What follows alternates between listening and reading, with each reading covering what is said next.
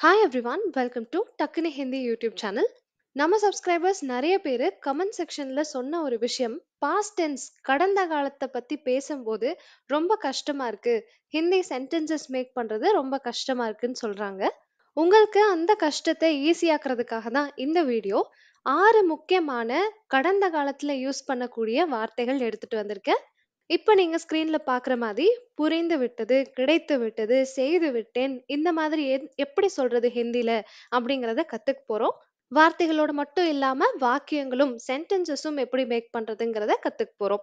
வீடியோவை கடைசி வரைக்கும் பாருங்க. இந்த 6 வார்த்தைகள் மட்டும் இல்லாம 7வது வார்த்தையா ஒரு வார்த்தை போனஸ் வேர்டும் இருக்குது. இப்போ வாங்க டைம் வேஸ்ட் பண்ணாம வீடியோவை ஸ்டார்ட் பண்ணிடலாம்.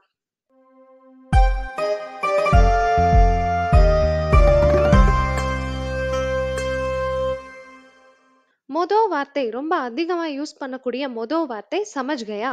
சமஜ் கயாவுடைய அர்த்தம் புரிந்து விட்டது. சமஜ் கயா புரிஞ்சிடுச்சு, புரிந்து விட்டது அப்படின்னு சொல்றது. இத ஒரு ஆண் தான் யூஸ் பண்ண முடியும். உங்களால பார்க்க முடியும், கயாங்கிற வார்த்தை இருக்கு. சவுண்ட்ல முடியக்கூடிய வார்த்தைகள் பொதுவாவே ஆண்கள் யூஸ் பண்றதா தான் இருக்கும். சமஜ் கயா அப்படின்னு ஒரு ஆண் தான் சொல்ல முடியும். நம்ம வீடியோவை இப்ப பார்த்துட்டு இருக்கிறவங்க நீங்க ஒரு பொண்ணா இருக்கீங்க அப்படின்னா சமஜ் கயா சொல்லாதீங்க, சமஜ் கை சொல்லுங்க. சமஜ் கயா, சமஜ் கயி ரெண்டோடைய அர்த்தமுமே புரிந்து விட்டது அப்படிங்கிறது தான் அர்த்தம். மே சமஜ் கயா அப்படின்னா நான் புரிந்து கொண்டேன் அப்படின்னு ஒரு ஆண் சொல்லும் போது யூஸ் பண்ணணும். மே சமஜ் கயா. மே அப்படின்னா நான், சமஜ் கயா அப்படின்னா புரிந்து கொண்டேன் அப்படின்னு அர்த்தம். இல்ல புரிஞ்சிருச்சு, எனக்கு புரிஞ்சிருச்சுன்னு அர்த்தம். மே சமஜ் கயா, மே சமஜ் கயா. அப்போ நான் புரிஞ்சுட்டேன் அப்படின்னு சொல்லி ஒரு பெண் சொல்லும்போது என்ன சொல்லணும்? மே சமஜ் கயின்னு சொல்லணும். மே சமஜ் கயி. நல்லா தெரிஞ்சுக்கோங்க. ஆண் சொன்னா மே சமஜ் கயா, பெண் சொன்னா மே சமஜ் கயி. இது தமிழ் அர்த்தம் எப்படி இருக்கும்? நான் புரிஞ்சுக்கிட்டேன், எனக்கு புரிஞ்சிருச்சு, இந்த மாதிரி அர்த்தத்தை தான் இது கொடுக்குது. சமஜ் கயா, சமஜ் கயி மட்டும் கிடையாது. சமஜ் கயே அப்படிங்கிற வார்த்தையும் இருக்கு. ஹம் சமஜ் கயே அப்படின்னா நாங்க புரிஞ்சுக்கிட்டோம் அப்படின்னு அர்த்தம். ஸோ கயாங்கிற வார்த்தை ஒரு ஆணுக்காக யூஸ் பண்றது நான் சொன்னேன். கயிங்கிற வார்த்தை பெண்ணுக்காக யூஸ் பண்றதுன்னு சொன்னேன். அதே மாதிரி கயேங்கிற வார்த்தையும் இருக்கு. இது யாருக்காகன்னா, ஒண்ணு பன்மைய பத்தி பேசும்போது நீங்க யூஸ் பண்ணலாம்.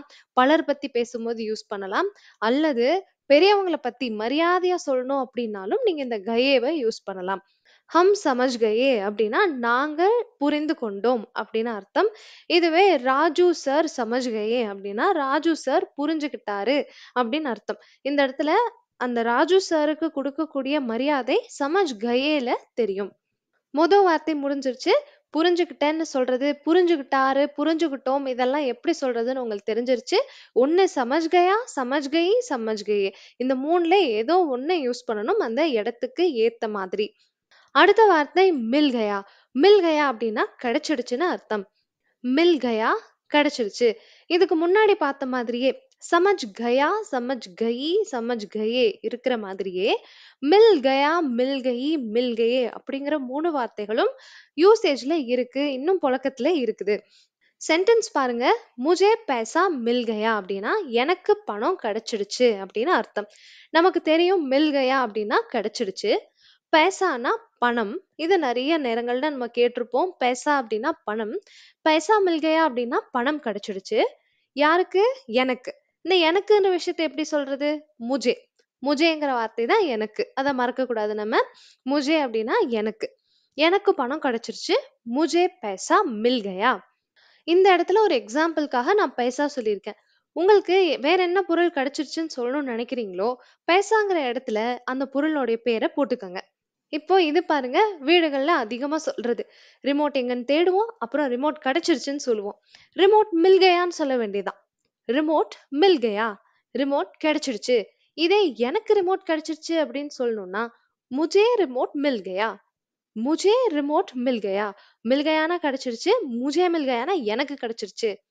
மில் கயா ஓகே. மில் கயி இருக்குன்னு சொன்னீங்களே, யூஸ் பண்ணவே இல்லையே அப்படின்னு கேட்டா, இதுக்கு ஒரு சென்டென்ஸ் பாருங்க. அங்கூட்டி மில் கயி. அங்கூட்டி மில் கயி. அங்கூட்டினா மோதிரம்னு அர்த்தம். மில் கயின்னு சொல்றோம். ஏன் இப்போ இதுவும் ஒரு பொருள் தானே, மில் கயாவே சொல்லியிருக்கலாமே அப்படின்னு கேட்டா, ஹிந்திய பொறுத்தவரைக்கும் ஒவ்வொரு பொருளையும் ஆண்கள், பெண்கள்னு பிரிப்பாங்க. அதுல அங்கூட்டிய அதாவது மோதிரத்த அவங்க பெண் பால் அப்படின்னு பிரிச்சு வச்சிருக்காங்க. அதனாலதான் மோதிரம் கிடைத்து விட்டதுன்னு நம்ம சொல்ற மாதிரி அஃறிணை விஷயம் அங்க கிடையாது. வருது, போகுது, கிடைத்து விட்டது இந்த மாதிரி அஃறிணை விஷயம் கிடையாது. ஒண்ணு வருவான், போவான், கிடைத்து விட்டான்னு சொல்லுவாங்க. இல்ல வருவாள், போவாள், கிடைத்து விட்டாள்ன்னு சொல்லுவாங்க. இங்க அங்கூட்டி பெண்ணுங்கிறதுனால அங்கூட்டி மில்கை, அங்கூட்டி கிடைத்து விட்டாள் அப்படிங்கிற மாதிரி அவங்க சொல்றாங்க. மோதிரம் கிடைச்சிடுச்சு அப்படிங்கிறது தான் நமக்கு அர்த்தம். அவங்க மில்கைன்னு சொல்றாங்க. இப்ப நீங்க கேட்கலாம், எனக்கு அங்கூட்டிங்கிறது பெண்ணுன்னு நான் எப்படி கண்டுபிடிக்கிறது? அது தெரியாம நான் மில்கையா சொல்லிட்டேன்னா பரவாயில்லையா? அப்படின்னு. அது அவ்ளோ பெரிய மிஸ்டேக் கிடையாது. நீங்க மில்கையா சொல்லிட்டாலும் பரவாயில்லன்னு தான் நம்ம எடுத்துக்க முடியும். ஸோ இப்ப வரைக்கும் கடந்த காலத்துல நீங்க 2 வார்த்தைகள் படிச்சுக்கிட்டீங்க. ஒண்ணு சமஜ் கயா, இன்னொன்னு மில் கயா. அடுத்த வார்த்தை பாருங்க, கர் தியா. கர் தியா அப்படின்னா செய்து விட்டேன், செய்து விட்டான். இது எல்லாத்துக்குமே கர் தியா அப்படின்னு சொல்லுவோம். சென்டென்ஸ் பாருங்க. मैंने काम कर दिया. நான் வேலையை செய்து விட்டேன். मैंने काम कर दिया. நான் வேலையை செய்து விட்டேன். இன்னொரு விஷயம் சொல்றேன். அத கொஞ்சம் கவனமா பார்த்துக்கோங்க. இந்த தியான்னு முடியக்கூடிய வார்த்தைகள் வரும்போது சப்ஜெக்ட், அதாவது நம்ம சென்டென்ஸ்ல இருக்கக்கூடிய மொத வார்த்தை. அந்த வார்த்தை கூட நேவ சேர்த்துக்கணும். இப்ப மொத வார்த்தை மே, நான். நான்கு ஹிந்தில மே தான் வரும். ஆனா அந்த தியாங்கிற வார்த்தை வரதுனால வெறும் மே காம் கர் தியா சொல்ல மாட்டாங்க. मैंने काम कर दिया. मैंने काम कर दिया. நல்லா ஞாபகம் வச்சுக்கோங்க. தியாங்கிற வார்த்தை வரும்போது மொத வார்த்தை மேவா இருக்கலாம், தும்மா இருக்கலாம், ஆப்பா இருக்கலாம், ஹம்மா இருக்கலாம். எல்லாத்து கூடயும் ஒரு நேவ சேர்த்து விட்டுருங்க. मैंने काम कर दिया. நான் வேலையை செய்து விட்டேன். அடுத்த ஸ்டேட்மெண்ட் கேள்வியா கேட்கறதுக்கு முன்னாடி ஒரு பதிலா சொல்லி பார்ப்போம். நீங்க செஞ்சுட்டீங்க, நீங்க வேலையை செஞ்சுட்டீங்க அப்படின்னா ஆப்னே கர் தியா. ஆப்னே கர் தியா. நான் சொன்னேன் இல்லைங்களா, கர் தியான்னு வரும்போது தியா வருது. அப்போ நம்ம ஆப் மட்டும் சொல்லக்கூடாது, ஆப்னே அப்படின்னு சொல்லணும். ஆப்னே கர் தியானா நீங்க செஞ்சுட்டீங்க.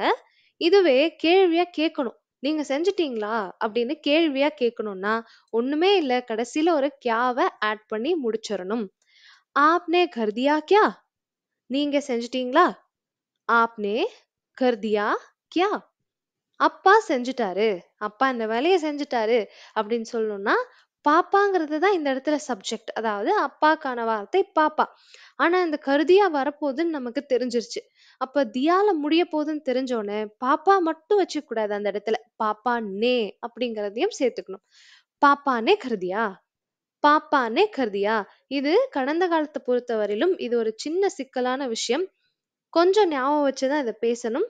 தியா வருதுன்னா நே வரணும். இப்படி நீங்க ஞாபகம் வச்சுக்கிட்டீங்கன்னா கொஞ்சம் ஈஸியா இருக்கும். 3 வார்த்தைகள் ஆயிடுச்சு. ஃபர்ஸ்ட் ஒன் சமஜ் கயா, புரிஞ்சிடுச்சு. அடுத்து மில் கயா, கிடைச்சிடுச்சு. கர்தியா, செய்து விட்டேன், செய்து விட்டார், செய்து விட்டார்கள், எல்லாத்துக்கும் யூஸ் பண்ணலாம். 4வது வார்த்தை கர் திகாயா. கர் திகாயா அப்படின்னா செய்து காட்டி விட்டாய் அப்படின்னு அர்த்தம். இல்ல செய்து காட்டி விட்டேன் அப்படின்னு அர்த்தம். இது யாரு வேணாலும் குறிப்பிட்டு பேசிக்கலாம். கர் திகாயா தமிழ்ல இருக்க மாதிரியே இருக்கிற ஒரு நல்ல எக்ஸாம்பிள் கொண்ட ஒரு வார்த்தை இது. ஏன்னா நம்ம தமிழ்ல நிறைய வாட்டி சொல்லுவோம், செஞ்சு காமிச்சிட்ட அப்படின்னு. அது ஏதாவது ஒரு விஷயம் யாராவது அச்சீவ் பண்ணும்போது நீ செஞ்சு காமிச்சிட்ட அப்படின்னு சொல்லிட்டு சொல்லுவோம். அதே மாதிரி ஹிந்தில எப்படி சொல்றது அப்படின்னு கேட்டா இந்த கர் திகாயாவை நீங்க யூஸ் பண்ணலாம். சென்டென்ஸா பாருங்க. தும்னே கர் திகாயா. நீ செஞ்சு காமிச்சிட்ட. தும்னே கர் திகாயா. திகாயா இப்ப எப்படி நம்ம தியா வரும்போது தும் கூட நே சேர்க்கணும், மே கூட நே சேர்க்கணும்னு படிச்சோமோ அதே மாதிரி திகாயா வந்தாலும் தும் கூட நே சேர்க்கணும். கர் திகாயா அப்படின்னா செய்து காட்டி விட்டாய். யாரு இந்த இடத்துல நீன்னு சொல்றோம். அப்போ வெறும் தும் போடாம தும்னே சேர்த்துக்கணும். தும்னே கர் திகாயா, நீ செய்து காட்டி விட்டாய். தும்னே கர் திகாயா. அடுத்தது ராஜுனே கர் திகாயா. ராஜு செய்து காட்டி விட்டான். செய்து காட்டி விட்டான் அப்படிங்கிறது கர் திகாயா. ராஜு நே அப்படிங்கிறது இந்த இடத்துல நேவ கட்டாயமா சேர்க்கணும். ஏன்னா திகாயா வர்றதுனால. தியா வரும்போதும் நேவ சேர்க்கணும், திகாயா வரும்போதும் நேவ சேர்க்கணும். ராஜு நே கர் திகாயா. இந்த வேலையை செய்ய முடியாதுன்னு சொன்னோம், ராஜு செஞ்சு காமிச்சிட்டான். ராஜு நே கர் திகாயா. நெக்ஸ்ட் நீங்க செஞ்சு காமிச்சிட்டீங்க அப்படின்னு சொல்லணும்னா ஒன்றும் இல்லை, ஆப்ங்கிற வார்த்தைய யூஸ் பண்ணிக்கோங்க. நேவ யூஸ் பண்ணிக்கோங்க. ஆப்னே கர் திகாயா. ஆப்னே கர் திகாயா. இப்போ பாஸ்ட் டென்ஸ் வேர்ட்ஸ்ல இந்த வார்த்தையும் லிஸ்ட்ல சேர்ந்துருச்சு. இதுக்கப்புறம் நீங்க யூஸ் பண்ணிருவீங்க. கர்தியா யூஸ் பண்ணிருவீங்க செஞ்சுட்டேன்னு சொல்றதுக்கு. கர் திகாயாவும் யூஸ் பண்ணிருவீங்க செஞ்சு காமிச்சிட்டேன்னு சொல்றதுக்கு. அடுத்த வார்த்தை கோதியா. கோதியா. கோதியான்ற வார்த்தையோடைய அர்த்தம் துளைத்து விட்டேன், துளைத்து விட்டான். யார் வேணாலும் சொல்றதா இருக்கலாம். அந்த செயல் நடந்து முடிஞ்சிருச்சு. துளைத்து விட்டேன், துளைத்து விட்டான், துளைத்து விட்டாள், அப்படி எல்லாத்துக்கும் கோதியாவை யூஸ் பண்ணிக்கலாம். மறுபடியும் இந்த வார்த்தையை நல்லா கவனிச்சு பார்த்தோம்னா தியால முடியுது. அப்ப நம்ம என்ன ஞாபகம் வச்சுக்கணும்? சப்ஜெக்ட் கூட நே கட்டாயமா இருக்கணும். இந்த விஷயத்த ஞாபகம் வச்சுக்கோங்க. தியாங்கிற வார்த்தையில முடிஞ்சா சப்ஜெக்ட் வார்த்தை கூட நே கட்டாயமா இருக்கணும். சென்டென்ஸ் பாருங்க. मैंने उसे खो दिया. मैंने उसे खो दिया. கொஞ்சம் கொஞ்சமா போலாம். கோதியானா என்ன படிச்சோம்? தொலைத்து விட்டேன். मैंने खो दियाனா என்னது? நான் தொலைத்து விட்டேன். நான் சொன்ன மாதிரி தியான்னு முடிஞ்சதுனால மே கோதியா சொல்லக்கூடாது. मैंने खो दियाன்னு சொல்லணும். मैंने खो दिया அப்படின்னா நான் தொலைத்து விட்டேன். எதை தொலைச்சேன் அப்படின்றத சொல்றதுக்கு ஒரு பொருள் பேரா சொல்லாம அதை அப்படின்னு மட்டும் சொல்லணும்னு நினைக்கிறேன் என் மைண்ட்ல. அப்ப அதைன்னு சொல்லணும்னா அதுக்கான ஹிந்தி வார்த்தையை நம்ம தேடணும். உசேங்கிற வார்த்தை தான் கரெக்டான வார்த்தை. நான் அதை தொலைத்து விட்டேன். मैंने उसे खो दिया. मैंने उसे खो दिया. ஒரு பொருளுடைய பெயர் வச்சு சொல்லணும்னா இப்ப எக்ஸாம்பிளுக்கு மொபைலை தொலைச்சிட்டேன் நானு அப்படின்னு சொல்லணும்னா मैंने मोबाइल खो दिया. मैंने मोबाइल खो दिया. நம்ம மே மட்டும் போடல பாத்தீங்களா? நேவ விடாம போட்டுட்டே வரும். காரணம் தியா தான் அதுக்கு காரணம். நான் மொபைல் தொலைச்சிட்டேன்னா मैंने मोबाइल खो दिया. அப்ப உஸ்னே மொபைல் खो दियाன்னா என்ன அர்த்தம்? உஸ்னேனா என்ன? ஒண்ணும் கிடையாது. அவன் அல்லது அவள் அப்படிங்கிற வார்த்தை வோன்னு நம்ம யூஸ் பண்ணுவோம். இந்த வோ கூட நே சேரும்போது வோனேன்னு சொல்லக்கூடாது. உஸ்னேன்னு சொல்லணும். वो प्लस ने उसनेன்னு மாறிடும். இப்போ மே பிளஸ் நே மெனேன்னு தான் இருக்கு. அது பிரச்சனை கிடையாது. அது மாறாத வார்த்தை. ஆனா இது மாறக்கூடிய வார்த்தை. ஓவும் நேவும் சேர்ந்தா உஸ்னே அப்படின்னு மாறிடும். உஸ்னே மொபைல் கோதியா. அவன் மொபைல் தொலைத்து விட்டான் அப்படிங்கிறதுக்கும் இதுதான் சென்டென்ஸ். அவள் மொபைலை தொலைச்சிட்டான்னு சொன்னாலும் இதுதான் சென்டென்ஸ். ஏன்னா உஸ்னேங்கிற வார்த்தை அவன் அவள் ரெண்டையுமே குறிக்குது. கோதியா அப்படிங்கிற வார்த்தை நல்லா ஞாபகம் வச்சுக்கோங்க. தொலைச்சிட்டேன், தொலைச்சிட்டான், தொலைச்சிட்டா எல்லாத்துக்குமே கோதியா அப்படிங்கிறத யூஸ் பண்ணிக்கலாம். அடுத்த வார்த்தை பாருங்க. பதாதா. பதாதா அப்படின்னா தெரிந்திருந்தது அப்படின்னு அர்த்தம். ஒரு விஷயம் முன்னாடியே எனக்கு தெரிஞ்சிருந்தது, எனக்கு முன்னாடியே தெரியும் அப்படின்னு சொல்றதுக்கு பதாதா அப்படின்னு யூஸ் பண்ணணும். இதுவே நிகழ்காலத்துல பேசுறதா இருந்தீங்கன்னா நம்ம இன்னைக்கு பர்டிகுலரா கடந்த காலத்தை பத்தி பேசிட்டு இருக்கோம். அதனால தெரிந்திருந்ததுன்னு சொல்றேன். ஒருவேளை நிகழ்காலத்துல எனக்கு தெரியும்னு சொன்னா பத்தா ஹே சொல்லணும். பத்தா ஹே அப்படின்னா தெரியும். இப்போ எனக்கு தெரியுது, தெரியும். இதுவே எனக்கு முன்னாடியே தெரிஞ்சிருந்தது இந்த விஷயம் அப்படின்னு சொல்லணும்னா பத்தா தா சொல்லணும். எக்ஸாம்பிள் ஒரு சென்டென்ஸ் பாருங்க. பாப்பாக்கோ பத்தா தா. அப்பாவுக்கு தெரிந்திருந்தது. பாப்பாக்கோ பத்தா தா. அப்பாவுக்கு தெரிந்திருந்தது. முஜே பத்தா தா. எனக்கு தெரிந்திருந்தது. முஜே எனக்கு பத்தா தா. தெரிஞ்சிருந்தது. முன்னாடியே தெரியும். எனக்கு முன்னாடியே இந்த விஷயத்த பத்தி தெரிஞ்சிருந்தது.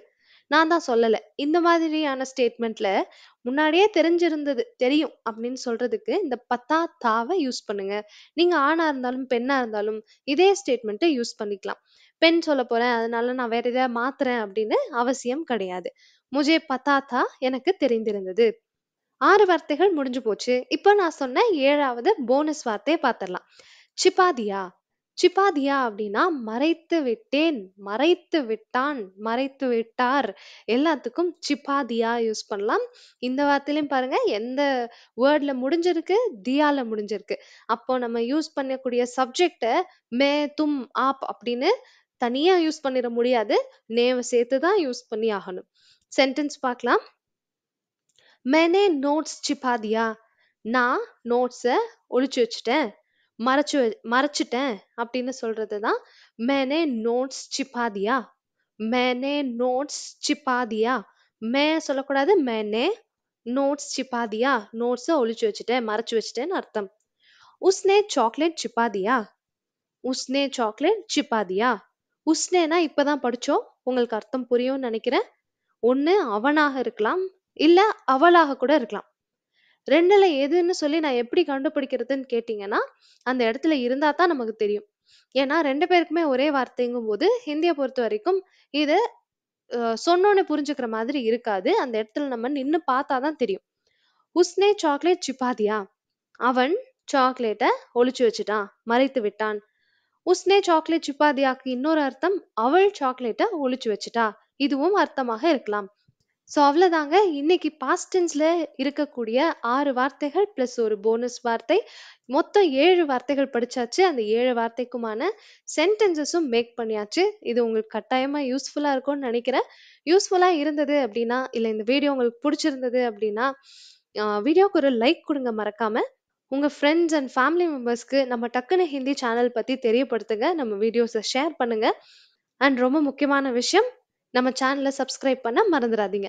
Thank you so much for watching.